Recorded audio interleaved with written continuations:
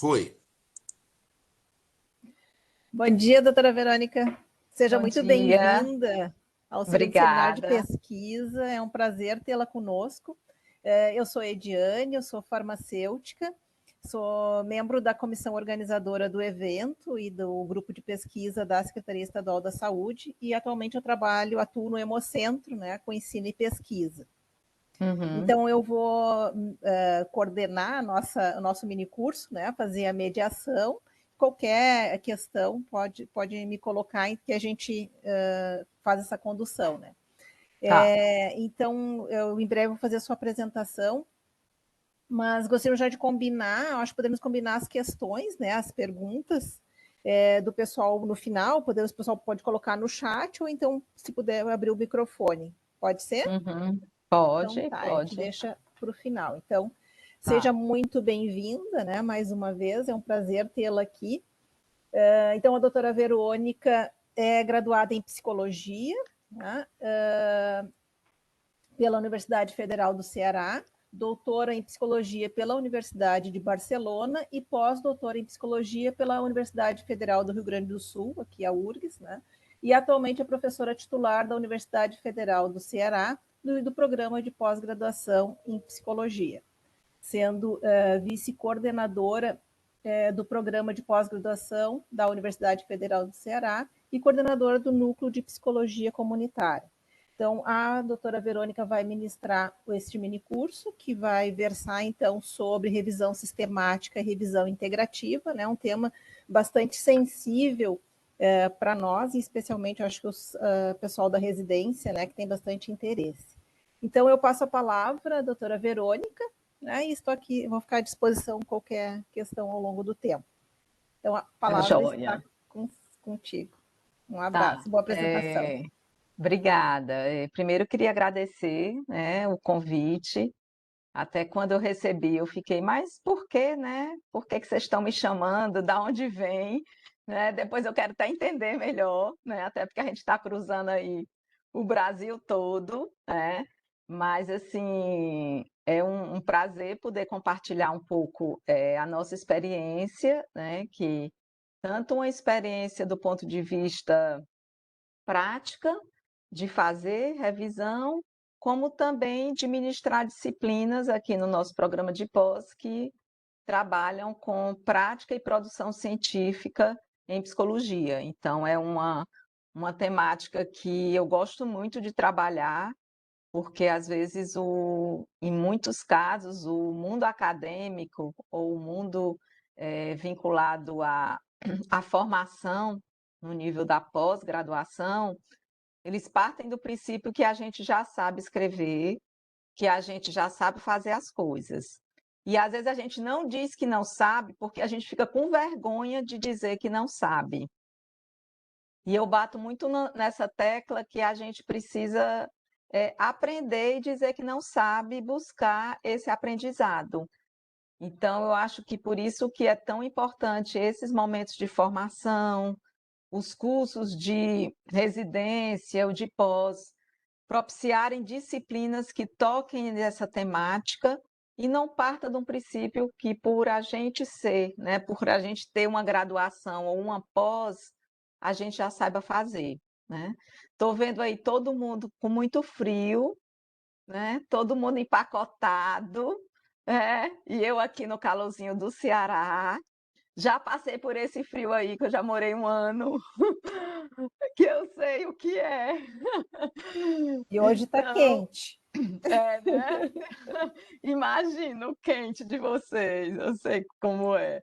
Então, o que eu vou trazer aqui, gente, é mais compartilhar experiências, né?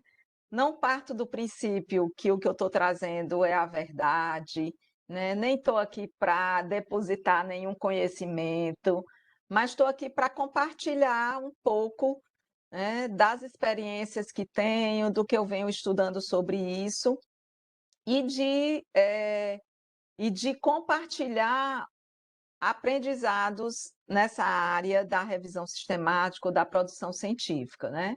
Queria só trazer uma informação que eu não sou mais vice-coordenadora do programa, tá? Fui até dezembro, então agora eu estou só na coordenação do NUCOM, né? E também colocar que eu sou pesquisadora do CNPq, né? Que é um outro elemento também que traz uma informação importante em relação a como eu tenho que me debruçar, né, na produção científica para poder também desenvolver essas pesquisas, né, do CNPq. Então, eu vou compartilhar aqui um pouco essa sistemática. A primeira coisa que eu queria trazer, antes de apresentar alguns slides, é assim: muitas vezes os alunos chegam, né, alunos da graduação ou da pós, dizendo assim: eu quero fazer uma revisão sistemática. Ou traz uma proposta: eu quero fazer, eu vou fazer. E muitas vezes não se tem a dimensão de que uma revisão sistemática ela é uma pesquisa. Ela é uma pesquisa, vamos dizer, de campo. Ela não é uma produção teórica que a gente vai fazer. Então, ela vai ter os mesmos requisitos de uma pesquisa que você possa estar fazendo para a sua residência, para o seu mestrado e para o seu doutorado. E ela tem um tempo longo para ser feito. E às vezes as pessoas acham, não, ele é simples, eu vou fazer isso aqui. Principalmente porque hoje as revistas científicas, elas estão tensionando para que a gente não produza sem uma pesquisa de base.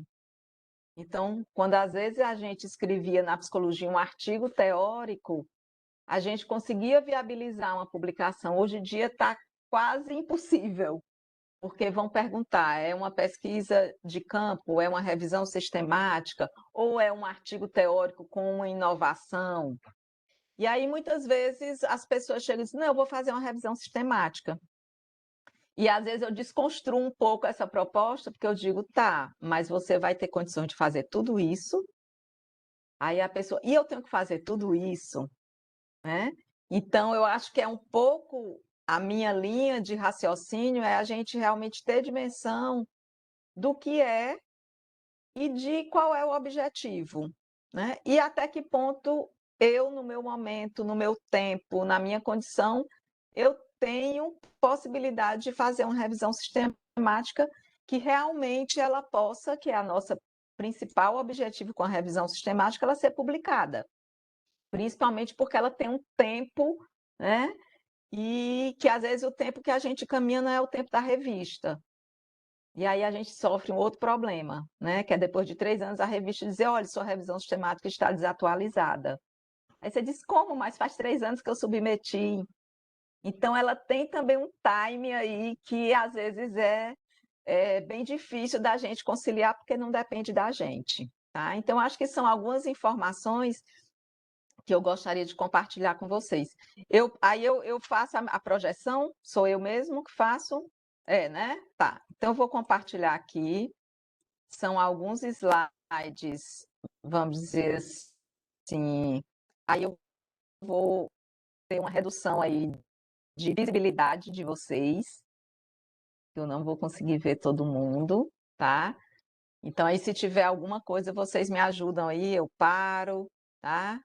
Então, eu vou estar discutindo um pouquinho alguns elementos, baseado também na literatura e na minha experiência. Então, depois tem umas referências aqui que a gente vai estar compartilhando. Então, isso eu não criei da minha cabeça, né? Eu estudei, eu li, eu tenho alguns teóricos que me orientam e eu fui fazendo, porque a revisão sistemática tem que fazer para poder a gente ganhar experiência, né?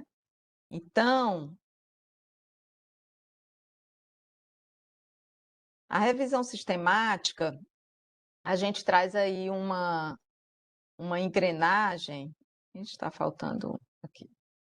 A gente traz uma engrenagem relacionada à revisão sistemática, à meta-análise, né, que é um outro tipo de revisão que é feita principalmente na área da saúde. Aí vocês têm mais conhecimento do que eu, tá, relacionada a esses processos, já que eu venho da psicologia, mas o local onde eu venho é a área da psicologia comunitária.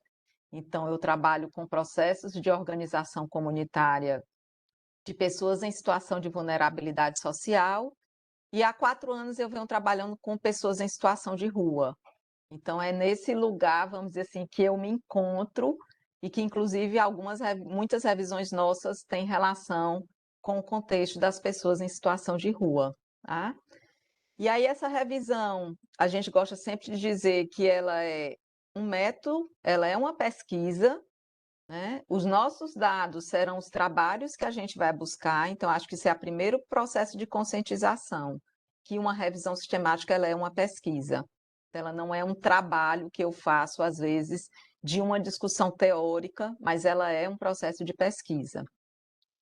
E ela tem sempre um objetivo muito pré-definido, que é ela ser provavelmente um artigo, ou ela pode ser um capítulo da minha dissertação, da minha tese, ou ela pode ser a minha dissertação, né?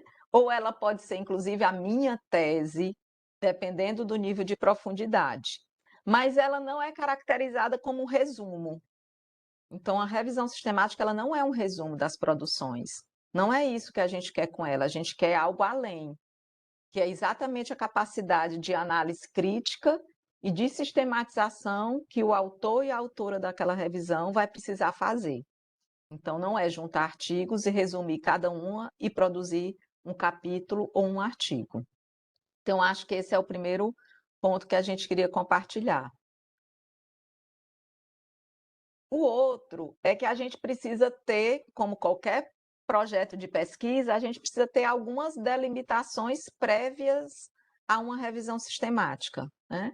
Que a gente precisa definir o tema, que é realmente que a gente quer trabalhar, né? A partir de quê, com quem, né? Que seria com que bases de dados, com que áreas do conhecimento, um período, porque a gente vai ter que definir períodos dessa busca, que a gente não vai poder buscar indefinidamente, algumas condições que a gente vai poder. Algumas condições. Está tudo ok, gente? Aí? Verônica, desculpa interromper, até, acho que ela tem algum microfone aberto, pediu o pessoal mantenha os microfones fechados para não atrapalhar a apresentação. E se alguém quiser fazer o comentário, levanta a mãozinha ali ou bota um comentário no chat que a gente dá a oportunidade, tá, pessoal? Obrigada. Desculpa, Verônica. Não tem problema, não. Algumas condições que a gente vai precisar e a gente ter muito definido qual é o objetivo. O que é que a gente quer com essa revisão? Por isso que tem que ter um processo de amadurecimento, inclusive de apropriação daquilo que a gente quer fazer essa revisão. Então, eu não vou escolher do nada 2 temas que eu achei interessante, agora eu vou fazer uma revisão sistemática. Por quê? Porque eu preciso amadurecer o tema, definir alguns critérios, definir o objetivo. Então, é um processo de maturação, como a gente faz quando a gente vai definir nossas pesquisas de campo, nossas pesquisas teóricas. E o objetivo maior é organizar, integrar e avaliar estudos relevantes sobre um determinado tema. E qual é a grande contribuição desse objetivo? É que a gente vai facilitar, vamos dizer assim, os próximos estudos desse tema. Então, a revisão sistemática, ela também parte de um princípio de socialização do conhecimento. Então, se eu faço uma revisão sistemática, daqui 5 anos, alguém que lê o meu artigo pode dizer assim: eu vou replicar a revisão sistemática da Verônica. Eu vou pegar do ano que ela parou e vou fazer para atualizar. E eu não vou precisar fazer o passado porque a Verônica já fez. Então, ela serve também como se fosse uma cadeia na produção e no aprofundamento daqueles temas. Às vezes não são iguais, mas são parecidos, mas eu incluo uma outra palavra. Então, sempre eu vou estar socializando o conhecimento que vai ajudar outras pessoas. Então, a gente também tem que entender essa, vamos dizer assim, essa contribuição de uma revisão sistemática, né? Que às vezes a gente nem sabe até onde ela pode chegar. E aqui a gente vai estar muito falando, porque a gente está realmente, né, com esse objetivo de socializar, e a socialização ela vem muito a partir de uma publicação, ou de um artigo, ou de uma dissertação, ou de uma monografia, né, ou de uma tese, para que esse trabalho ele não fique somente entre o autor e a autora, o orientador e a orientadora, ou a instituição, mas ele possa ter uma abrangência maior. Então, a gente vai estar sempre falando numa perspectiva de que essa revisão ela seja publicada, né? Ou num artigo, que é o que a gente tem mais fluxo para produzir, ou num capítulo de um livro, ou numa dissertação, ou numa tese, ou numa monografia.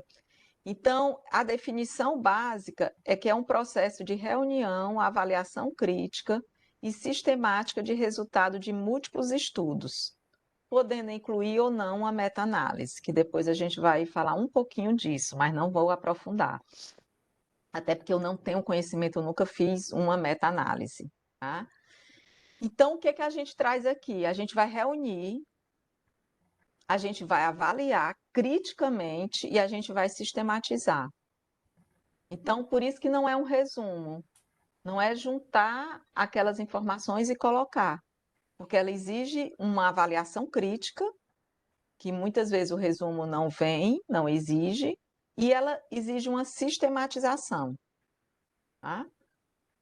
Os primeiras, né, revisões sistemáticas, elas vêm da área realmente da saúde, né, enfermagem, saúde mental, fisioterapia, terapia ocupacional, então ela tem uma pegada realmente do campo da saúde, né, no caso da gente que trabalha com essa área, e o objetivo é o quê? Maximizar o potencial de uma busca, encontrando o maior número de resultados de uma maneira organizada. Então, juntar muitas informações organizadas para que outras pessoas possam, vamos dizer, usufruir disso e dar continuidade ou aprofundar ou questionar. Então, ela sempre vai ter esse objetivo de estar organizando produções que estão dispersas e que quem vai fazer essa revisão sistemática vai poder organizar e propiciar isso para o mundo científico. Tá? E aí a gente tem algumas etapas importantes na questão da sistemática de uma revisão. Eu trago aqui alguns passos, né, que podem nos ajudar. Por isso que sempre eu pergunto, quando a pessoa diz eu quero fazer, eu digo, mas você tem dimensão de todos os passos, de toda a complexidade? Tá? E aí, primeiro, a gente tem que definir uma pergunta de partida, que tem a ver com o tema. Como é uma pesquisa, a gente tem que partir de um questionamento. O que é que a gente quer fazer? A gente quer juntar produções de uma determinada área do conhecimento, de uma determinada problemática social, de uma determinada, por exemplo, um determinado idioma, de um determinado data, né? Que a gente vai discutir a partir disso, como a gente pode estar pensando aí da Covid, a partir de quando iniciou a Covid. Então, tem vários elementos que vão nos ajudar a ter uma pergunta, porque essa pergunta ela vai nortear o nosso trabalho. Porque o mundo da revisão sistemática, gente, ele é um passo para a gente se dispersar. Ele é um passo para a gente começar a encontrar muita coisa e a gente vai navegando e esquece qual era a nossa pergunta. Então, por isso que é tão importante no início a gente definir esse questionamento e definir esse objetivo. Dependendo desse nível, e aí é um outro minicurso, né, que aí pode ser que vocês abordem em outros desse evento, que são os protocolos. Né? Quando eu comecei a fazer revisão sistemática, eu não sabia nem que existiam esses protocolos. E com o passar, eu fui descobrindo e fomos começando a incorporar, que são aqueles protocolos que aí eu estou trazendo mais os que eu trabalho com a psicologia, mas que aí da área de vocês existem outros, né? Que são como se fossem manuais que vão nos ajudar a fazer nossas revisões sistemáticas, que são maravilhosos, mas a gente precisa estudá-los. e saber como eles são guia, o que eles exigem. A gente consegue dar conta de toda a exigência de determinados protocolos? Inclusive, hoje, revistas científicas já estão exigindo. Então, às vezes, quando você vai submeter um artigo, ela já diz, se for revisão sistemática, você tem que utilizar determinado protocolo. Então, quando a gente for publicar, a gente precisa também dar uma olhada se a revista exige ou não. Algumas não exigem. Então, esses protocolos são guias que vão dizer como tem que ser nossa revisão, o passo a passo, para que ela cumpra determinados requisitos, tá? Aí tem o Prisma, tem o Amistad, tem outros, né, que vocês devem conhecer. Se não conhecerem, vou colocar duas referências desses protocolos, que eles servem como guia e como segurança para a gente saber até que ponto a nossa revisão está cumprindo todos os requisitos. Mas também podemos não seguir, podemos trabalhar a partir de elementos que a literatura traz e que apontam como elementos importantes. Eu estou trazendo essa informação porque pode ser que vocês encontrem no futuro a revistas ou a próprio artigos dizendo, a gente se guiou pelo protocolo tal. Tá? A escolha das fontes, então, por onde a gente vai fazer essa busca, né? Antes a gente sempre usava, e era o principal local, hoje a gente já tem alguns questionamentos, que é o portal de periódicos da CAPES. Então, sempre a gente batia na tecla de fazer essas revisões a partir do portal, só que a gente sabe que o portal, de alguns anos para cá, ele vem tendo, né, um corte enorme de verba, ele vem tendo alguns problemas, então ele vem sendo realmente, em muitos casos, sucateado, né, a partir do não investimento do governo federal nos acessos aos periódicos, às bases, mas eu ainda defendo o uso pelo portal de periódico, porque se a gente não usa, é um passo para ele ser desativado. E a gente sabe que ele é pouco usado no mundo acadêmico. E aí a gente dá motivo para ele não ter investimento. Então, eu sou uma defensora, apesar de todos os problemas que possa ter, da gente sempre estar buscando acessar o portal de periódicos da CAPES, para a gente poder dizer que ele precisa ser mantido, que ele é importante e que ele é um elemento fundamental na produção da ciência. Tá? Então, aí a gente precisa definir quais são as nossas bases de dados. E aí, Verônica, é uma coisa simples a definição? Não, não é uma coisa simples. A gente precisa saber quais são as bases de dados que existem, por exemplo, na nossa área ou na nossa temática. São bases nacionais, né? São bases internacionais, são bases latino-americanas. Então, a gente precisa escolher que bases têm relação com o nosso tema. Inclusive, antigamente, eu não sei como é que está hoje, a CAPES dava muitas capacitações, inclusive na época presenciais, dentro das universidades, hoje remoto, mas no número menor, de como a gente escolhe as bases, de quais são as bases de determinadas áreas, né? Para que a gente também não busque em qualquer base, que às vezes a gente vai dizer que não encontrou nada, mas não encontrou nada porque a gente não está buscando uma base que tem relação. E aí a gente tem várias, Redalic, a gente tem Cielo, tem muitas, né? E que tem características que a gente precisa saber para escolher. Que a gente vai escolher determinadas bases que reúnem muitos trabalhos que podem ter relação com o que a gente vai trabalhar. Então, a gente precisa definir uma base, duas bases, três bases, como são? São bases nacionais, internacionais, certo? A gente precisa definir também os descritores, né? Ou, vamos dizer assim, palavras-chave, que é o que a gente vai encontrar muitas vezes nos artigos. Mas a gente precisa ver se eles são descritores. Você falou? E aí a gente vai ter também vários lugares, a BVS, vários lugares que tem um banco de descritores. Já saiu? Então, eu acho que tem alguém com o microfone ligado. Desculpa. Pessoal, mais uma vez eu solicito que vocês fechem os microfones para não atrapalhar a apresentação. Obrigada. Então, que descritores? Professora, só um instante. O Marcelo continua com o som aberto. Marcelo, teria como fechar teu som? Fechou. Não tem, Pronto, ok, joia. Então, gente, a gente precisa saber que descritores têm relação com a nossa pergunta. Tudo tem que estar relacionado, não é qualquer descritor. É um descritor que tem a ver com aquilo que eu me perguntei, com aquilo que eu quero pesquisar, né? E também montar aí como vai ser, vão ser 2 descritores, a gente vai fazer separados, a gente vai fazer junto, e aí tem um bocado de coisas, né? É um AND, é o OR, tem várias formas de cruzar esses descritores, e aí sempre quando eu preciso de todas as informações que eu não tenho tanta propriedade, no caso aqui da UFC, a gente tem uma parceira muito grande, que é uma bibliotecária, né, que é assim meu braço direito.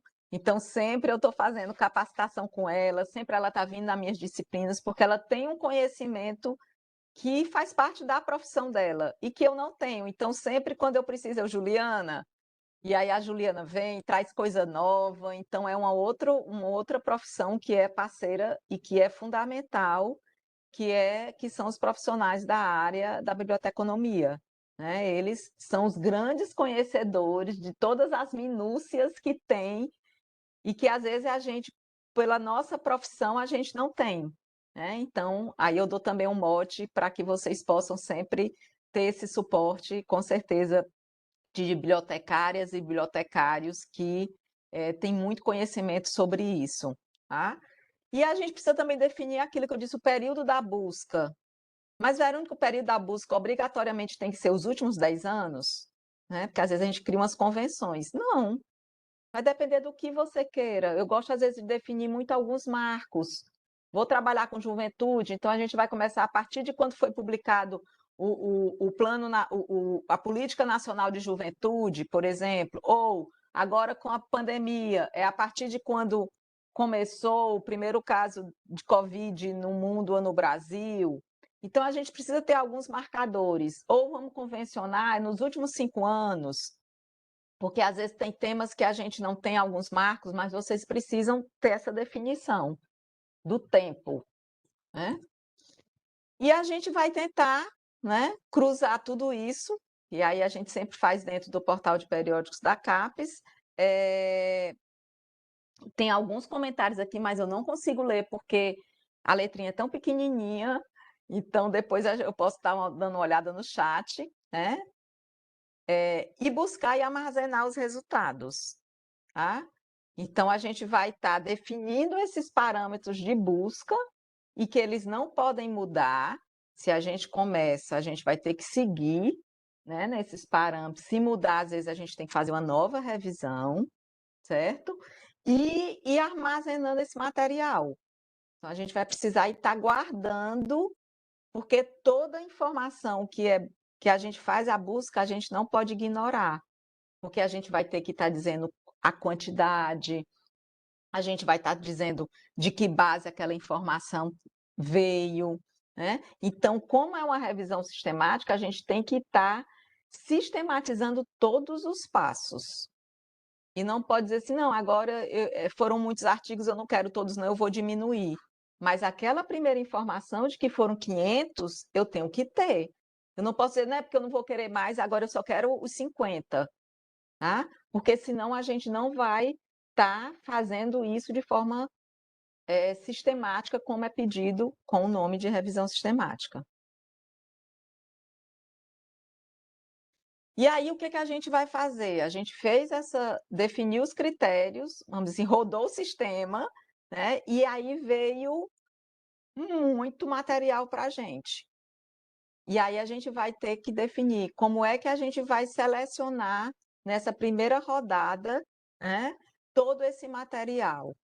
Como é que a gente vai estar buscando, né? E aí a gente vai selecionar, por exemplo, os artigos no geral, a gente sempre seleciona pelo título, pelo resumo, pelas palavras-chave. Então, sempre a gente faz essa busca, né, do material a partir disso. E aí eu trago um questionamento que eu acho que é fundamental e que às vezes a gente não dá tanta importância. Gente, a produção de resumo, o resumo, ele é como se fosse o cartão de visita do nosso trabalho. Se a gente já leu resumos maravilhosos e a gente já leu resumo que a gente não entendeu nada. O resumo, às vezes, ele é a última coisa que a gente faz num artigo, numa tese, numa dissertação. Então, a gente já está bem esgotados e esgotadas. Mas dê importância para o resumo. Porque um resumo bem feito, ele pode trazer vários leitores para o teu trabalho. E um resumo mal feito, o teu trabalho pode não ser lido. Então, dediquem tempo no resumo. Um resumo, ele tem um padrão de informações que precisa ter. Inclusive, nos eventos científicos, às vezes, eles pedem introdução, metodologia, resultados e conclusões. E o resumo, ele é resumo. Ele é pequeno, ele é objetivo. Tá? Ele não é um texto de uma página. Ai, Verônica, mas minha tese de doutorado não quero saber. Você tem que ter a capacidade de síntese. Tá? Então, gente, o resumo, ele é o abre-alas. Tá? Então, vamos cuidar deles. Não vamos deixar ele no apagar das luzes, da última coisa que eu não aguento mais. Porque aí ele pode não trazer ninguém para ler o teu trabalho, que é um problema que a gente vive muito no Brasil. A gente produz muito, mas a gente lê poucas vezes a nossa produção e a gente cita poucas vezes as nossas produções. Isso é um outro problema já diagnosticado, né? Da nossa necessidade, às vezes, de citar pessoas de fora e não citar de dentro. E aí, se a gente não valoriza a nossa produção, quem vai valorizar? O que adianta eu publicar um artigo e ninguém lê? Então, isso a gente também tem que ter essa preocupação. Então, a gente vai estar muito lendo esses trabalhos que a gente, vamos dizer assim, juntou dessa busca, a gente vai ler sempre primeiro o título, o resumo, as palavras-chave. É a primeira leitura. Às vezes não dá para a gente fazer tudo isso de todos, então a gente vai criando critério de redução. E eu gosto muito dessa fase criar uma planilha no Excel com os títulos de todos os trabalhos, tá? E eu vou trazendo elementos. Ah, esse artigo, ele, às vezes eu fazia assim, o objetivo dele é esse. Ele é um trabalho de revisão, de pesquisa, um trabalho só teórico, relato de experiência. Então eu ia trazendo, o resumo não fala do objetivo do artigo. Se o resumo não traz o objetivo, esse trabalho eu já vou eliminar. Né? Então, assim, aí eu vou sistematizando isso numa planilhazinha para eu não perder nada, para eu poder depois definir os critérios de inclusão e de exclusão, né? Que também eu vou ter que estar guardando essa informação. Eu não posso dizer, eu não quero mais isso aqui não, e agora eu quero isso, mas eu tenho que dizer quantos eu não quero mais e por quê. Por que aqueles trabalhos eu não vou ler completo? Não, porque eles são discussões teóricas. E no meu objetivo da minha revisão, eu quero trabalho que seja fonte que veio de pesquisa. Ou eu quero trabalho que aborde população em situação de rua. Eu não quero trabalho que aborde o que os profissionais pensam das pessoas em situação de rua. Mas eu preciso ter essa sistematização para justificar por que eu excluí, né? E por que eu incluí. Então, tudo isso a gente tem que estar sistematizando. Por isso que toda informação ela tem que ser registrada. Então, é um processo, né? E ela não pode ser assim, não, eu tirei, porque vão perguntar, mas por que você excluiu? Certo? E aí, depois que a gente define, a partir desses critérios de inclusão e inclusão, a gente vai chegar no número. Depois eu vou mostrar aqui um fluxograma para vocês, né? A gente vai para a leitura completa desse artigo. E eu estou falando de artigo, mas a gente pode fazer uma revisão sistemática de tese e dissertação. E aí a gente também vai definir o critério. Eu vou ler a tese toda? Não, eu vou ler mais a discussão teórica. Não, eu vou focar na metodologia. Né? Ou vou fazer revisão sistemática de livros, né? Que hoje está cada vez mais ausente das nossas leituras, e eu também bato muito uma tecla sobre a leitura de livros, de livros que dão base para conceitos, para discussões, e não só artigos. Então, a gente não pode deixar de ter livros importantes que servem de base para a construção do nosso conhecimento, né? Então, eu vou para essa leitura completa e eu vou sistematizando. Com essa minha leitura do trabalho completo, eu já vou criando categorias que às vezes eu posso ter definido a priori ou não de análise. Ah, eu quero ver o conceito de discriminação, então eu já vou lendo aqueles artigos e vendo, ele fala do conceito de discriminação ou ele só cita a palavra discriminação? E eu vou começando a adentrar e a trabalhar com esses dados. Quais são os meus dados? Os artigos, ou as teses, ou as dissertações, ou os livros que eu defini a priori. E eu vou ter que fazer uma leitura detalhada dele. Em alguns protocolos, ele vai dizer que essa leitura não pode ser feita só por uma pessoa, que eu vou precisar de juízes. Eu vou precisar de mais de uma pessoa fazendo a mesma leitura para saber se coincide a nossa análise. E aí já é um trabalho bem mais complexo, tá? Por isso que a gente tem que olhar que protocolos e como é que a gente consegue. Ou é uma revisão sistemática individual, é uma revisão sistemática de um grupo de pesquisa, que a gente tem mais pessoas fazendo conjuntamente. Então, todos esses desenhos a gente precisa criar e ir sistematizando. E principalmente quando é a revisão sistemática, a gente feita por grupos, a gente tem que ter um cuidado redobrado, porque todo mundo tem que seguir as mesmas sistematizações. Se a gente não tiver esse algo uniforme, a gente pode ter uma revisão sistemática que não tenha tanta segurança em relação aos resultados. E aí a sistematização dos dados, que a gente vai lendo, a síntese e a interpretação. Então, como é que a gente vai pegando aquela informação e vai trabalhando a partir de leituras, né? Às vezes a gente utiliza aqui, a gente pega os artigos e a gente coloca num software qualitativo que a gente trabalha, que é o Atlas TI, e às vezes a gente faz a categorização pelo Atlas TI, em termos de categorias, de conceito, como se a gente estivesse fazendo uma avaliação, vamos dizer assim, de uma transcrição de uma entrevista. Então, a gente já usou esse recurso para ajudar a sistematização e para que todo mundo siga, vamos dizer assim, a mesma forma. Tá?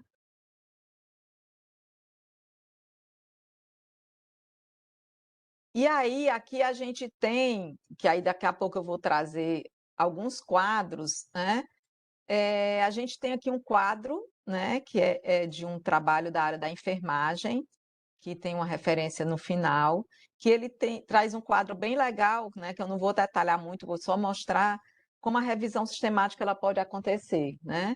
Ela pode vir a partir de estudos quantitativos, de uma pesquisa qualitativa ou quantitativa, ela pode juntar o quanti e o quali, né? Porque a gente vai encontrar diversos trabalhos nessas buscas, ela pode vir a partir de uma parte qualitativa.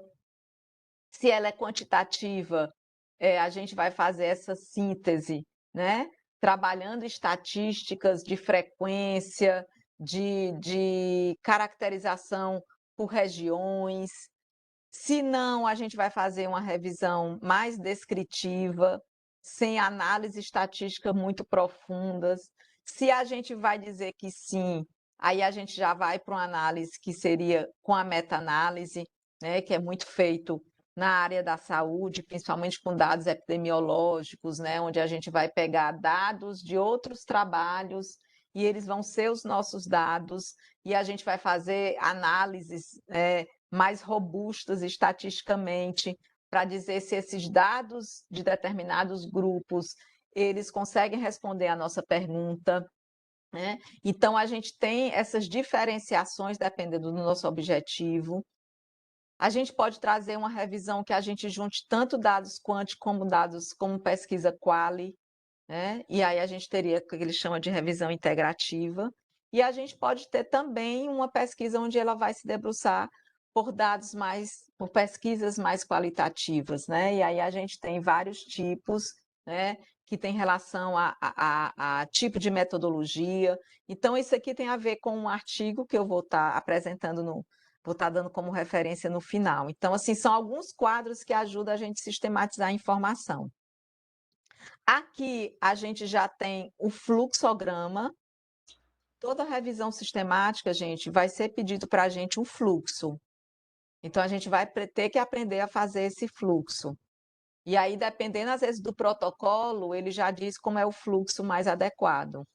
Então, a gente sempre vai querer ter um quadro desse numa revisão sistemática, porque ele sintetiza tudo, em vez de um texto de 2 páginas, a gente tem num quadro, onde a gente vai colocando o fluxo do processo, como se fossem as etapas, inclusive de quantidade, de quais foram as bases, às vezes de descritores, de idiomas. A nossa revisão sistemática vai incluir trabalhos de todos os idiomas? Não, a gente vai ficar só com português, com inglês, com francês, com árabe, né, com o que for. Então, a gente vai ter. Eu tenho conhecimento em um determinado idioma para eu fazer leitura nele, tudo isso pesa. Eu não vou poder botar no tradutor e me garantir numa tradução. Ou tem pessoas no grupo que têm um conhecimento em determinado idioma e pode fazer a leitura desse material. E aqui a gente vai colocando todos os dados e vai colocando como fluxo, né? A gente tinha 500 trabalhos, a gente criou critérios de exclusão, ele passou para X, a gente criou mais outros critérios, ele passou para Y, ele saiu por causa disso, por causa daquilo, até chegar ao último quadradinho, que é aqueles que a gente vai ler de forma completa, né? Que é aquela quantidade que a gente vai se debruçar e discutir a partir dele. Aqui é de um outro trabalho, tá? Onde a pessoa sistematizou a informação a partir de 3 bases. Então, a pessoa trabalhou com Web of Sciences, Corpus e Sage. E aí, a pessoa foi trazendo as informações, né, de cada base dessa. Então, isso aqui é um outro tipo, aí vocês vão encontrar vários, tá? Alguns padronizados, outros criados pelos autores, mas esse fluxo ele é muito importante. E ele ajuda muito a gente ter uma síntese de como foi aquela sistematização e cada passo que foi dado. Por isso que eu digo que cada informação ela tem que ser sistematizada. Ela não pode ser perdida. Ela não pode dizer assim, não, mas não precisa. Eu não vou estar lendo ele completo, então eu posso excluir. Não, porque qualquer pessoa pode pegar a sua sistemática e replicar o seu trabalho com um outro período, ou com outra base, né? Então, ou com outro idioma. Então, a gente tem por obrigação também, numa revisão sistemática, detalhar a metodologia. Por isso que eu digo que uma revisão sistemática ela é uma socialização de tudo que a gente fez. E a gente primeiro tem que estar perguntando, a gente tem essa disponibilidade? E se a gente não tiver, a gente não vai conseguir fazer uma revisão sistemática que outras pessoas possam estar fazendo ela também, tá? E aí a gente vem para a etapa mais difícil, né? Que eu acredito, que é uma etapa que exige o quê? A escrita. E aí, gente, quando eu faço a minha disciplina de produção e prática científica em psicologia, a primeira aula é quase uma sessão de terapia, tá? Porque é cada pessoa falando como é que ela escreve. Uma diz, eu tenho que arrumar, eu tenho que botar água, eu tenho que apagar a luz, eu tenho que trazer a comida para perto da mesa, eu tenho que ter uma mesa grande, eu tenho que me trancar no quarto, eu tenho que botar o cachorro para fora do quarto, principalmente hoje a gente trabalhando, né? Muitas vezes em casa, né? Ou eu não consigo fazer isso na universidade porque tem um entra e sai, eu me angustio. Então, é um processo de como é que a gente se prepara para escrever. Porque até então a gente estava sistematizando a informação, mas vai chegar um momento que acabou a sistematização, agora vamos para a escrita. E aí a gente vai precisar contar uma história que tenha início, meio e fim, como qualquer história que a gente aprendeu quando a gente estudava no colégio para escrever uma redação, né? Que a gente tinha que trazer introdução, desenvolvimento e conclusão. Aqui vai ser a mesma coisa. Então, a gente vai contar uma história da nossa revisão. E essa história pode ser contada por mim, Verônica, mas ela pode ser contada por mais 3 pessoas que escrevemos juntos e juntas. E aí a gente tem também que ter uma sintonia, gente, quando a gente escreve de forma coletiva. Não é fácil, né? Eu já tenho determinados grupos que vão passando, porque meus alunos vão terminando mestrado e doutorado, mas assim, a gente tem que ter uma sintonia para escrever, não é qualquer pessoa, né, que se junta e escreve junto. Tem mais só uns 4 slides que eu quero e aí a gente depois abre para a conversa, porque para mim o mais importante é o diálogo. E aí a gente vai precisar, gente, organizar como é que a gente vai fazer essa escrita. Vai ser a partir de modelos teóricos? Vai ser a partir de categorias? Como é que a gente vai trazer essa informação? Como é que a gente vai escrever? A gente vai ter um momento dos resultados, se a gente pensar num artigo, então a gente vai apresentar os resultados, que às vezes vem com estatística, ou vem com alguma discussão qualitativa, tá? De gráficos, de tabelas, e depois a gente vai para a discussão. E como é que vai ser a discussão? Muitas vezes a gente tem discussão de revisão sistemática que é resumo de cada trabalho que a pessoa leu. Isso não é resultado, gente. Isso não é resultado. Resultado é a nossa capacidade de análise, de definir critérios de categorias e de trazer uma análise crítica. Se a gente está produzindo conhecimento, a gente não está reproduzindo. A gente, enquanto pesquisadores e pesquisadoras, a gente tem que ter uma análise crítica e poder trazer elementos que só a gente conseguiu ver. Então, não é um resumo. Às vezes a gente pega uma revisão sistemática, que a gente vai ler o resultado, é o resumo de cada artigo que a pessoa leu. Não é isso. A gente quer, será que eu posso agrupar esses artigos que falam, por exemplo, de enfrentamento à pobreza? Como é a visão deles de enfrentamento? Será que eu posso trazer uma outra categoria, que é a categoria de opressão? Né? Será que eu posso organizar os artigos a partir de metodologias? Esses artigos trabalharam com a metodologia Quali, e eu faço uma discussão. Esses trabalharam com a metodologia Quant. Esses discutiram o conceito de pobreza enquanto uma categoria, ou eles falaram de pobreza só caracterizando o público que eles pesquisaram? Então, tudo isso vai estar alinhado com o quê? Com aquela pergunta lá no começo, com aquele objetivo que a gente pensou. Tá? Então, a apresentação dos resultados, eles precisam ter essa organização. Ou eu vou estar discutindo quais são as áreas de conhecimento que produziram mais nessa temática. São as áreas da saúde, são as áreas da humana, são as áreas da engenharia. Tá? Mas tudo isso eu preciso definir a partir de quê? Daquela minha pergunta. Né? Como também eu preciso trazer uma introdução do meu trabalho.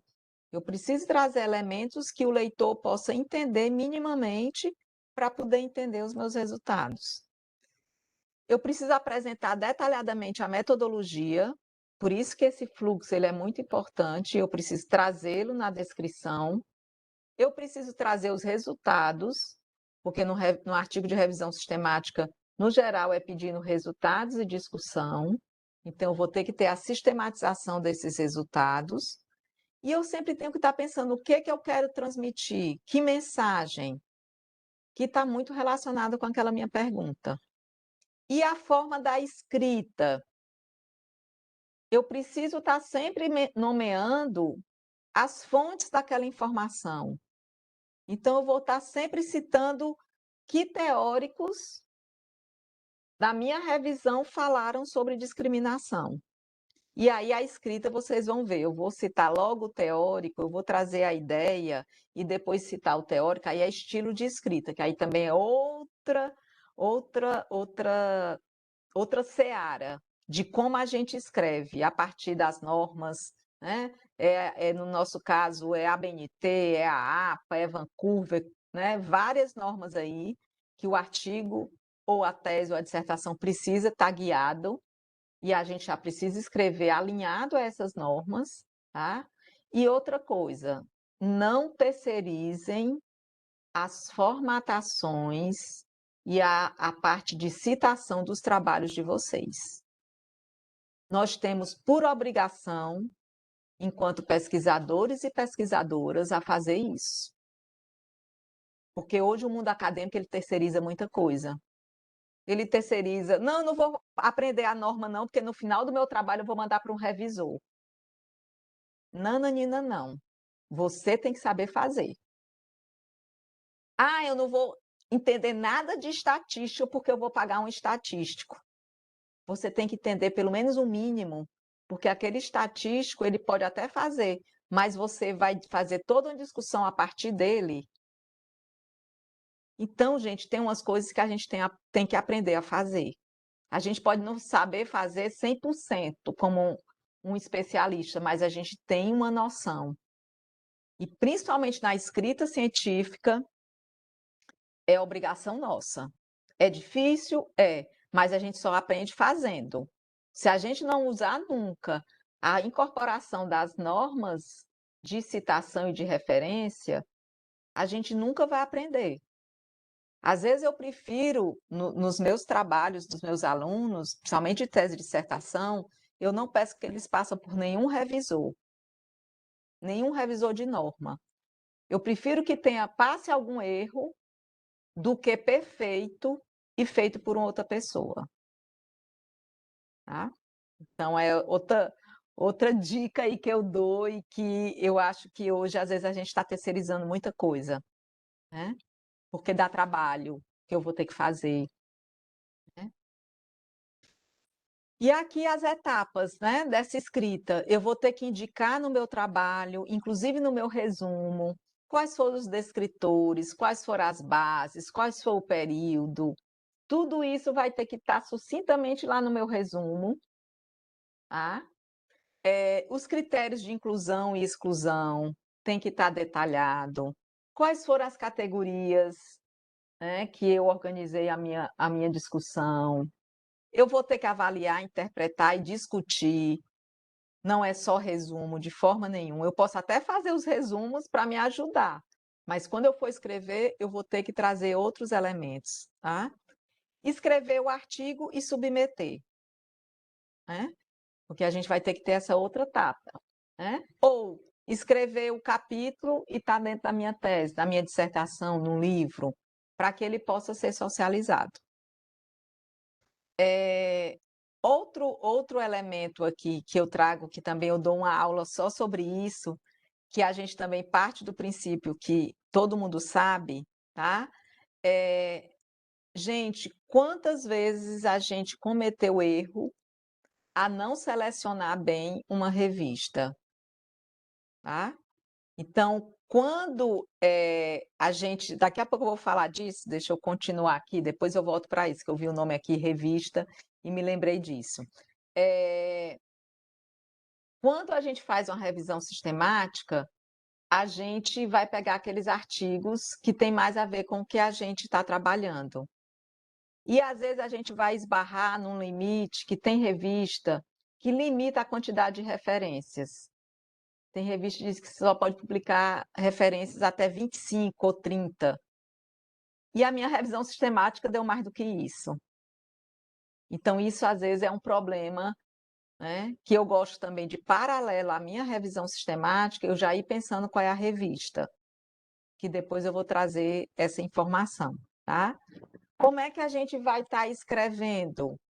A gente vai estar conectando né, efeito dominó, onde a gente coloca um artigo e a gente conecta e dialoga com outro. Isso tudo tem a ver com a etapa da escrita, que é tão importante que às vezes a gente não sabe fazer essas conexões e há quebras. Então, precisa ter essas conexões. A gente tentar sistematizar, né, esses estudos, mas não em forma de resumo, mas que a gente inove ao relacionar um artigo com outro, né? Os tipos de métodos utilizados, como eu falei, onde os estudos foram feitos, são algumas categorias que a gente pode arrumar os nossos dados. E fazer uma análise crítica. A gente precisa ter uma análise crítica. Se de repente a gente lê um trabalho que a gente identificou alguma lacuna, pode ser importante a gente trazer isso para pontuar a necessidade de aprofundar aquilo. Tá? Identificar as relações, as contradições, sugerir novas pesquisas. Então, a nossa escrita ela precisa ser uma escrita também que incorpore esses elementos, e não só uma reprodução do que a gente leu. A escrita, né, ela tem esse processo que às vezes demora para a gente conseguir fazer.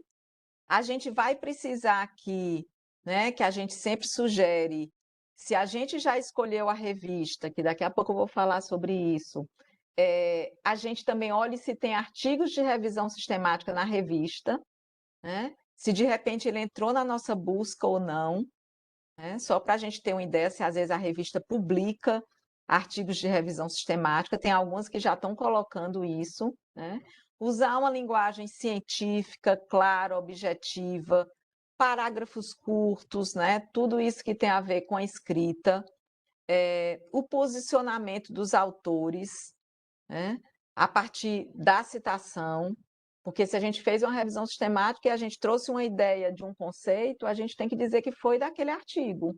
Tá? Então, sempre está fazendo essa relação. E também trazer as contradições. A gente encontrou contradições, né, que muitas vezes as conclusões pedem isso. Quais foram, por exemplo, contradições que a gente encontrou na literatura, ou quais foram os limites da minha revisão sistemática? Eu identifico que ela teve limites, então é importante que eu pontue isso. Tá? E aí a gente traz, né, para ir fechando já aí o último slide, alguns elementos importantes, né? Final da escrita, revisar e formatar o artigo, né? Então vamos revisar, vamos ler e reler. Às vezes vamos encaminhar para uma outra pessoa, né, que tem conhecimento. Eu fico, às vezes, muito nessa leitura de análise crítica, eu como orientadora, né, vem para a minha mão e eu faço um pouco aquele advogada, é como se fosse uma editora de uma revista, onde eu vou estar analisando que elementos. Ou tem um colega que tem conhecimento na área, então vamos dar uma olhada, né, para que a gente não termine e já submeta. Outro elemento que eu queria trazer aqui, um dos elementos importantíssimos, gente, é selecionar uma revista. Tá? Não é uma coisa simples. Existe todo um procedimento. Eu dou, às vezes, uma aula só sobre selecionar revista para publicar. Tá? A gente não é assim, terminei aquela revista, a gente tem que ver qual é o Qualis, apesar da gente ter com o Qualis aí super desatualizado, nem sei quando vai chegar um atualizado, né? Qual é o escopo da revista? Quantas vezes a gente já mandou um artigo para uma revista e foi devolvido porque a revista disse que está fora do escopo? Foi porque a gente provavelmente não leu direito, né? A periodicidade é uma revista que publica 4 vezes por ano ou ela publica uma vez por ano? Se ela publica só uma vez ou 2 vezes, com certeza vai demorar mais essa publicação sair. Ela está atualizada ou não? Isso é uma informação fundamental. Verônica, onde é que eu vou ver isso? No site da revista. Você vai lá ver todas as edições e ver se ela está atualizada. Se faz 1 ano que ela não publica, significa que ela vai ter que publicar o que está já dentro do processo de submissão. Então, a atualização da revista ela é fundamental. Outro elemento, ela cobra taxa para publicar, é em dólar, eu tenho condições de pagar essa taxa. Eu, Verônica, sou totalmente contra as taxas, apesar de saber que as revistas elas estão com dificuldades. Mas eu não publico em revista que cobra. Aí é um princípio meu. Tá? Mas eu sei que não é fácil. Qual é o idioma? Ela diz que quando o artigo for aceito, eu vou ter que traduzir para o inglês, pelo tradutor da revista. Eu tenho, às vezes, 800 ou R$ 1.000 para fazer a tradução. Tudo isso tem que ser pensado para a gente selecionar a revista. Porque às vezes a gente não faz isso, aí quando a gente submete, a gente descobre um bocado de coisa.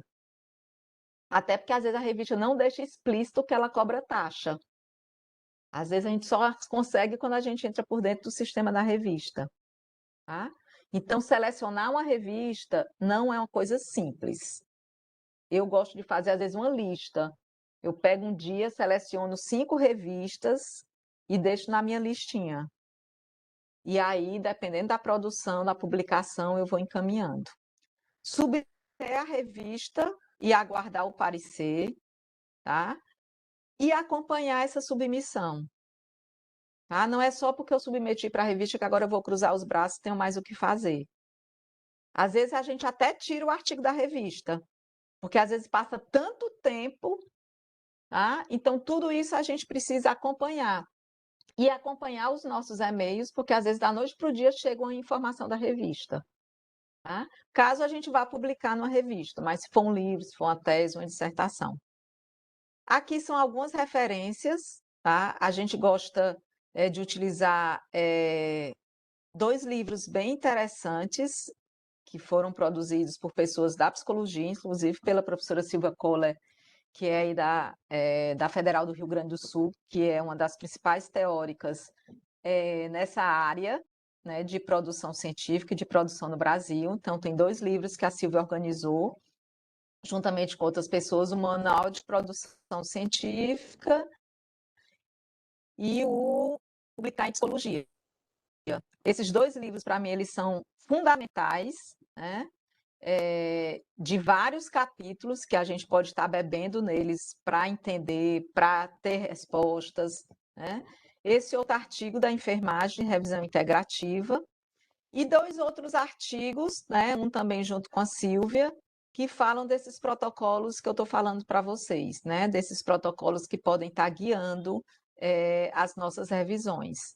Então, isso aqui são algumas referências, tá? Que pode ajudar, e outras que vocês tenham, né? Que vocês já tenham trabalhado na residência ou na graduação, tá?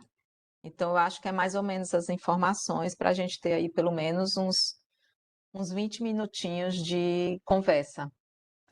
E agradeço aí a atenção de vocês. Obrigada, professora Verônica, foi excelente apresentação, acho que trouxe luz, né, e acho que bastante conhecimento para todos nós aqui.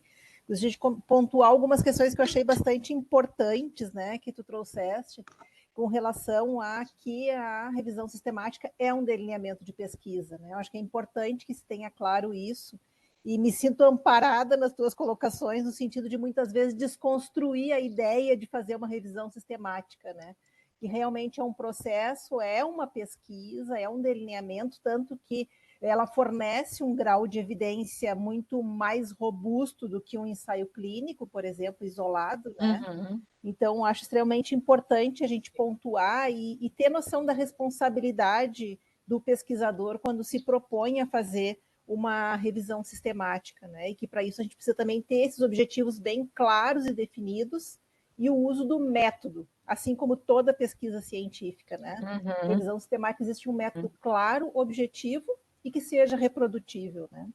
Então, acho que são pontos muito importantes, e em especial também essa referência ao portal Periódicos CAPES, que eu acho que é uma iniciativa brasileira de grande importância. Eu acho que é uma iniciativa singular, pelo menos acho que foi a primeira, né? Não tenho notícia de outra, e que realmente carece de fomento nos últimos anos. Eu sou uma grande também incentivadora, fiz várias capacitações no portal CAPES, né? Inclusive presenciais, e acho que é uma ferramenta de extrema importância para nós, né? A gente precisa valorizar o que é, coisas muito boas, assim como, né, o portal Lattes também, que é uma iniciativa brasileira ímpar, né? E precisam ser fomentadas e utilizadas por todos, né? Então, não vou me alongar, mas acho que foi muito importante. Tem algumas questões que o pessoal pontuou aqui no chat. Algumas são colocações, outras são questões. Eu vou colocar assim por grupos para a gente poder aproveitar esses minutos, né? A Lia Mara, que é a bibliotecária na Escola de Saúde Pública, uma grande incentivadora também dos trabalhos acadêmicos e sempre nos apoiou muito, né, na produção, apoiou os professores e aos alunos, que ela traz da importância das citações, né, tudo aquilo que for citado ser referenciado. Infelizmente isso parece óbvio, mas muitas vezes nem todo pesquisador tem essa clareza, né, de que eu me apoio na questão, nos trabalhos de outros autores e para construir a minha ideia, né? A importância da padronização dos trabalhos, né, que ela traz, né, de ter uma linha, uma condução e seguir as normas. E a Viviane questiona, né, se o Google acadêmico e a literatura cinzenta também podem entrar como base de dados para revisão integrativa e revisão sistemática. Vocês querem comentar ou eu vou falando? Eu acho que é melhor tu trazer pelo menos aí umas 3 ou 4, aí eu respondo. Beleza. E aí a gente segue. Tá. As normas, agradecimentos pela apresentação, né? Deixa eu ver aqui, muitos agradecimentos, o pessoal fica bastante impressionado assim, e tocado, né, pela sua didática, e acho que a maneira leve, né, como trouxe. Eu acho que eu perdi alguma questão aqui, mas eu acho que a gente poderia... Acho que... eu posso ir pegando essas duas enquanto tu vai olhando aí, tá. Pode ser? Ótimo. Tá, vamos lá. Lia, né? Lia, olha, a Juliana aqui aqui na UFC é meu anjo da guarda, entendeu? Eu já tô assim, mais de, acho que uns 8 anos que ela é minha parceira. Ela antes era da Biblioteca de Ciências Humanas, agora ela foi para a Biblioteca Central, né? Mas, assim, eu acho que é fundamental e, às vezes, dentro da própria universidade se valoriza muito pouco, né, toda a estrutura de biblioteca. É verdade. Eu me sinto um pouco utilizada nessa parte. Quando vem os alunos, eles acham... Opa, desculpa, vou tirar um pouquinho a máscara. Eles acham que é uma coisa chata, que a gente é que põe essas burocracias. Não, a importância do plágio, a importância do trabalho bem feito. Eu digo para eles, isso aqui vai ficar... É o trabalho de vocês, isso é o retrato de vocês. Isso faz bem para a escola, para o curso, valoriza o curso, tudo isso. Mas eles não acreditam. Olha, eu bato feio, hein? Eu bato. E outra coisa, professora Verônica, só para dar um adendo, a gente não tem a CAPES. Infelizmente, a gente tentou, mas o custo muito caro. Tentamos parceria com a Universidade Federal, não conseguimos. Tá? Então, a gente usa muito a BVS. Eu acho que o pessoal aqui, em geral, usa a BVS. Eu queria dar só esse coisinha, porque a palavra-chave, ela pega qualquer coisa. E o descritor, ele tem o vocabulário controlado, então são coisas diferentes. Padronizado, né? Então sempre tem que pesquisar de ambos, porque nem sempre o autor ele coloca palavras do descritor, então se perde. Então tem que ser procurar por palavra-chave e sempre procurar no DEX. Eu bato muito Exatamente. Então, assim, isso aí é fundamental, né? Por isso que eu sempre tenho essa parceria, porque a biblioteca para mim é um grande espaço, eu valorizo muito, né? E eu sei o quanto, na minha época, se eu não tivesse a biblioteca da minha universidade, eu não tinha feito meu curso, né? Porque na minha época não tinha artigo, não tinha internet, eu não tinha dinheiro para comprar os livros, né? Hoje é porque a gente está noutra geração, então a gente tem que estar sempre bato muito na tecla. No meu primeiro dia de aula, eu levo os livros todinho que eu vou usar e mando os alunos olharem, né? E porque é um elemento, e a biblioteca eu acho que tem recursos assim fantásticos, né? Que a gente precisa, às vezes a gente não utiliza tanto de recursos que uma biblioteca ou uma bibliotecária pode ajudar. É verdade. Eu falo isso, inclusive, assim, como professora. No meu departamento, no programa de pós, eu acho que eu sou uma das poucas que faz toda essa bandeira em relação né, a estar trazendo as pessoas da biblioteca, a estar estimulando os alunos, né? Então, assim, de estar fazendo capacitação. Então, eu acho assim, você tem toda a razão. E outra coisa que eu gosto de falar muito da produção científica, e quando caiu minha ficha sobre isso, eu gosto sempre de falar. Gente, o que a gente produzir na nossa vida, essa produção é imortal. Uhum. Não é dimensão disso. A gente vai morrer, né? A gente vai sair dessa dimensão, mas o que a gente escreveu não vai. É Então a verdade. gente tem que ter Isso é muito importante. cuidado com o que a gente escreve. Aham, Até porque nós temos o Google hoje, né? O Google é Hoje, muito é o nosso antes a gente. repositório ad eterno, né? Antes a gente até produzia, ficava ali num livro dentro da biblioteca, muita gente. Mas hoje não. Então a gente tem que ter muito cuidado, muito carinho, muita atenção com o que a gente escreve, porque vai Professora ficar Verônica, imortal. acho que é bem interessante essa questão, porque às vezes a gente escreve algo que lá no futuro ele é referendado, porque a situação veio e precisou daquela referência, daquilo que a gente escreveu há 5, 6, até 10 anos atrás, porque aquilo teve relevância e precisou ser referendado. Então, é bem importante. Eu agradeço muitíssimo a sua participação hoje aqui, viu, professora? Tá certo. Maravilhoso. Olha, penso que o pessoal aqui está, como a gente diz, babando nesse conhecimento, porque vai agregar muito em todas as pesquisas aqui. É verdade, os agradecimentos são muitos. A Maria Helena tem uma questão, Tá. ela está com a mãozinha levantada. Lia, pode baixar a mãozinha ali, por favor, se não tiver mais uma questão. Aí passo para a Maria Helena. Tá. Aí, Jane, eu vou aproveitar a presença da professora para trazer uma dúvida particular assim, em relação à minha dissertação. Tudo bem? Assim, professora, eu faço uma pesquisa em relação à imprensa afro-religiosa gaúcha, que é um tema que não foi pesquisado ainda. A minha dúvida é em relação a isso. Quando a gente coloca uma palavra-chave, um descritor, que tem um tema em que nunca foi pesquisado, porque eu nunca encontrei nenhum material ou algum pesquisador que falasse sobre isso em congressos ou em revistas ou qualquer publicação. Como se faz daí para fazer uma revisão sistemática? Nós vamos por temas satélites? Essa é a minha dúvida.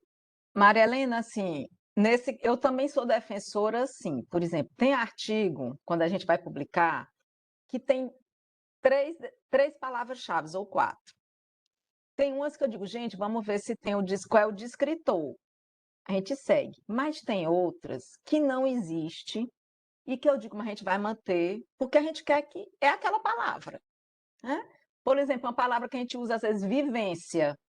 Ela não é descritor, mas é a essência daquele trabalho, é vivência. Então a gente vai usar vivência. Então a gente bota lá 2 que são descritores e um a gente diz, não, esse aqui é nosso, né? Então, a gente também faz isso, porque senão a gente fica, às vezes, refém, né, de coisas que até então estão padronizando, mas tem coisa que não. Então, o que eu acho que você tem que fazer? Eu acho que você tem que buscar de termos que se aproximam, que são descritores, porque aí você se respalda, mas tem coisa que você vai dizer assim, olha, é único, né? É tipo assim, como se fosse a inovação do teu trabalho. Até porque a partir do teu trabalho, outro que for fazer já vai dizer, ó, já tem esse trabalho que pela primeira vez usou essa palavra ou esse conceito. Porque a gente também precisa, né? Eu não gosto da palavra inovar, não, sabe? Não gosto muito, não. Mas, assim, eu acho que a gente tem que ousar. Pronto, é ousar. Outra coisa que eu gosto muito de fazer no mundo acadêmico, eu ouso. Eu quebro, às vezes, algumas regras. E eu assumo a responsabilidade por isso. Eu publico artigo em revista sem qualis. Publico.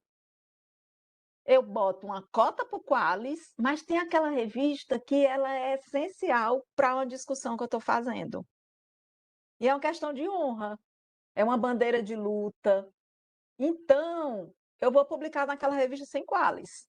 Verônica, mas no final do ano, quando teu programa for avaliar, vai dizer que tu tem uma produção sem qualis, tu é pesquisadora do CNPq? Eu digo, tenho. Então, eu acho que no mundo acadêmico a gente também tem que fazer, a gente tem que ousar.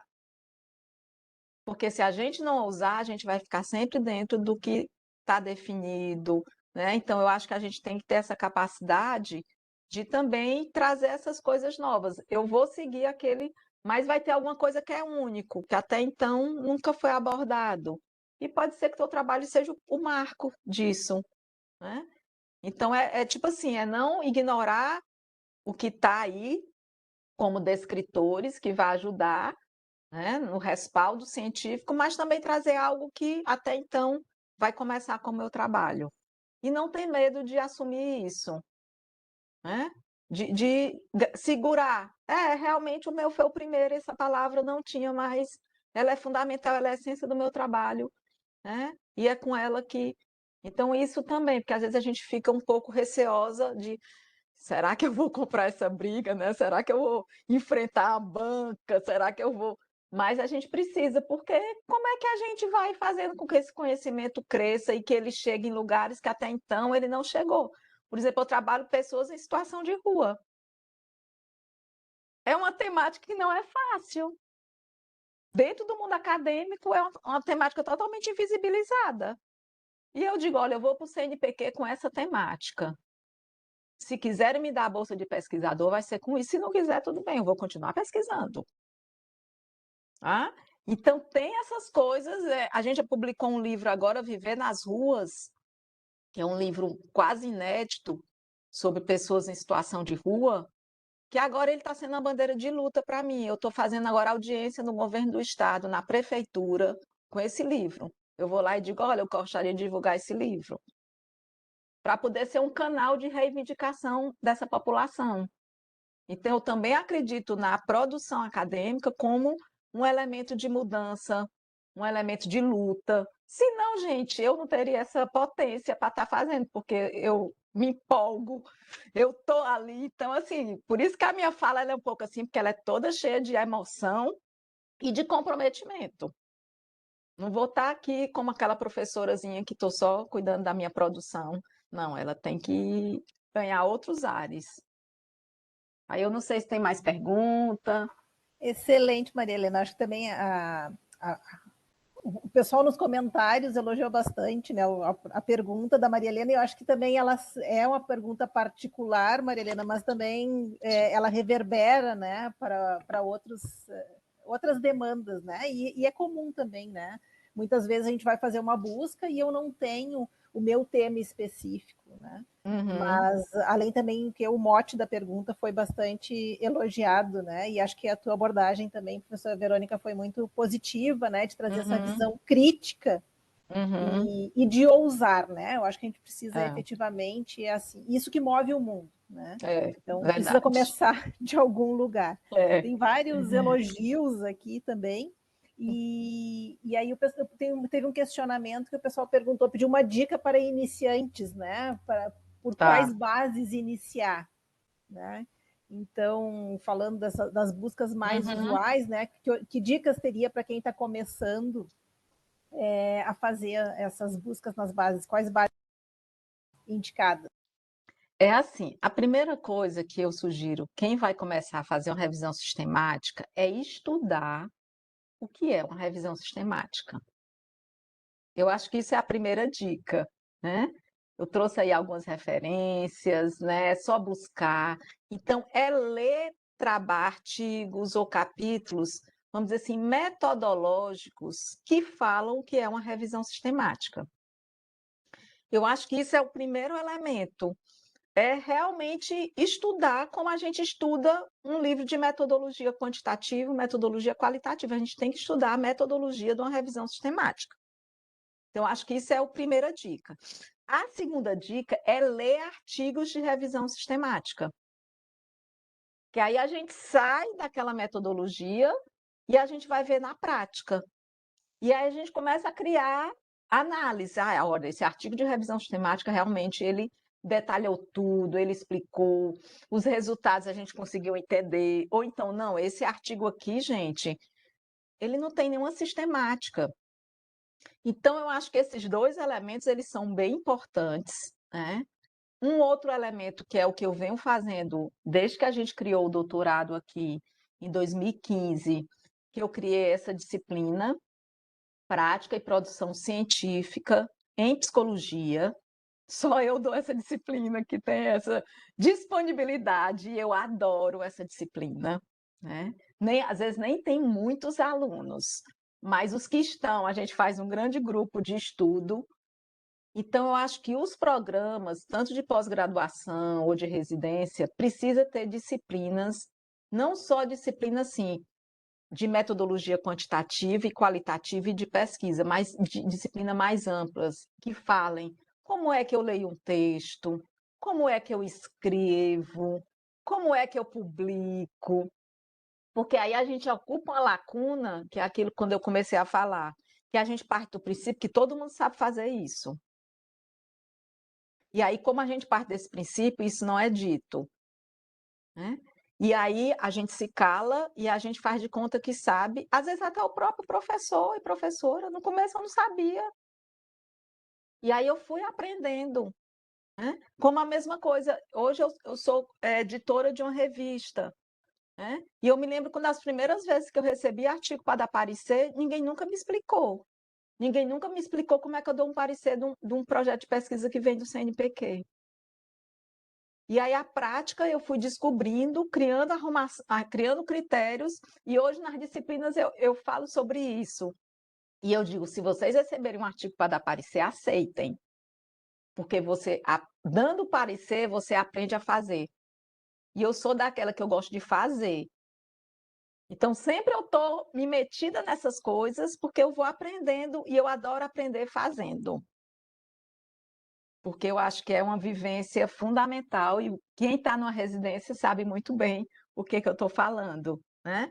Então, eu acho que é um pouco isso, é leitura metodológica e ler artigos de revisão. E fazer a partir disso, e não assim, eu quero fazer, né, como eu falei, e às vezes é muito mais complexo do que a gente possa pensar. Então, acho que e estimular aí também a ter disciplinas, esses mini cursos, eu acho que esses espaços de formação, eles são muito importantes. E hoje com a internet também, né, tem muita coisa no YouTube, tem cursos, tem alunos meus que estão fazendo cursos maravilhosos nessa área de produção científica, inclusive cursos pagos, às vezes gratuitos, e também aí poder ter um suporte grande aí da Lia, que eu acho que é uma grande parceira, então, que eu sei que a Lia tem muita coisa aí para ajudar e que às vezes a gente não tem. Eu não tenho conhecimento específico, mas eu pego carona, né? Eu conto com esse suporte que me ajuda aí aprofundando. E não ter medo de dizer que não sabe, gente. A gente está aprendendo. Todos nós estamos aprendendo. Não tem nenhum problema chegar a dizer, ó, eu não sei fazer isso, tá? Vamos aprender junto. Então não escondam, porque aí vocês passam por um lugar que às vezes é um lugar que vai dar angústia, né? Que vai dar depressão, que vai dar essa loucura que a gente está de problemas de saúde mental no mundo acadêmico, porque as pessoas não podem externalizar que não sabem, né? E aí a gente veste uma capa de que a gente sabe de tudo, né? Então, eu acho que a gente precisa falar mais, conversar mais sobre essas coisas. E aí eu acho que isso, às vezes, um ajuda o outro. A gente cria muito aqui também, um sabe mais isso no meu grupo de pesquisa, um sabe mais de revisão sistemática, aí ele ajuda aquele outro, um sabe mais como submeter o projeto na plataforma Brasil, que é um saco. Então, esse que sabe mais ajuda aquele outro que não sabe. Então, também como a gente vai criando essas redes de ajuda dentro dos grupos que nós estamos e socializando isso. A importância do trabalho em equipe, né? De grupo, de Sim, partilha, que a grande construção do conhecimento vai acontecer nesses espaços, né? é, Bom, a gente está exatamente. um pouco adiantado na hora, né? Já estamos, são 12 Na horas hora. agora, na hora, pontuais. Tem algumas outras questões aqui que depois a gente pode passar, né? Mas eu acho que a gente Tá. pode ir encerrando, porque depois temos outras atividades. Uhum. Eu acho que eu gostaria de imensamente agradecer a sua disponibilidade, né? O carinho com que fez essa colocação, né? De uma maneira técnica, mas também acolhedora, né? O que é extremamente Uhum. importante para a gente poder né, ampliar nossos horizontes e nos sentirmos à vontade, como o pessoal se sentiu, para propor, né, os seus questionamentos. Assim. Então, foi uma grande honra tê-la com a gente. Gostaria de agradecer em nome da comissão organizadora do simpósio, né, pela excelente apresentação e essa possibilidade da gente poder fazer essa partilha, né, nesse momento, que a gente precisa valorizar a ciência cada vez mais e estarmos juntos, né, unidos em prol, né, do desenvolvimento da ciência e do bem da sociedade em geral, né? Então, eu agradeço exatamente. muito. E, assim, vários elogios no chat, né? Acho que depois eu estou vendo aqui, agradecendo muito, também, gente. Muito legal. Acho que esse calorzinho do Ceará conseguiu vir pelas redes, né? E nos certeza. aqueceu aqui também. Então, muito obrigada. Com certeza. E também, se tiver alguma dúvida, alguma coisa, né? Tem o meu e-mail aí na escola, tá? Assim, que eu puder ajudar também, vai ser um prazer, tá? Ótimo. E outra coisa, assim, professora, a senhora entrou na nossa rota agora do Sul. Pois é, diz aí que os extremos, né? Tem aproximações. Mas, assim, é um prazer, viu, gente? Foi muito bom. Eu também estava, assim, meio sem saber, né? Por que eu estava aqui, o que tinha a ver, né? Então, assim, agradecer também o acolhimento e que a gente possa aí criar esses espaços de resistência, de enfrentamento, né? Principalmente a gente vindo de espaços de construção pública, né? Então, nós temos aí uma missão grande de defender o que é público, né? E poder dizer o quanto é produzido, o quanto vem desse espaço e o quanto a gente está aqui empenhado para essa construção, né? Então, acho que tem também essas lutas que mais do que nunca a gente tem que estar fazendo para manter esses espaços, né? E essa formação crítica, que é o que a gente quer, né? Então, eu também agradeço e desejo tudo de bom aí com o seminário que ainda vai ter as discussões hoje, tá? E agradecer e qualquer coisa estou à disposição por aqui. Tá, muito obrigada. Tá obrigada bom, a todos. Tudo de bom, gente. Obrigada. Tchau, pessoal. Obrigada a todos que participaram e até uma próxima. Tchau. Até a próxima. Tchau. À tarde, continuamos com a programação a partir das 14h15, com uma conferência e a última mesa, onde vamos ter as instituições de fomento conversando sobre financiamento. Tá bem? Abraço, até mais tarde. Obrigada. Abraço, Karen.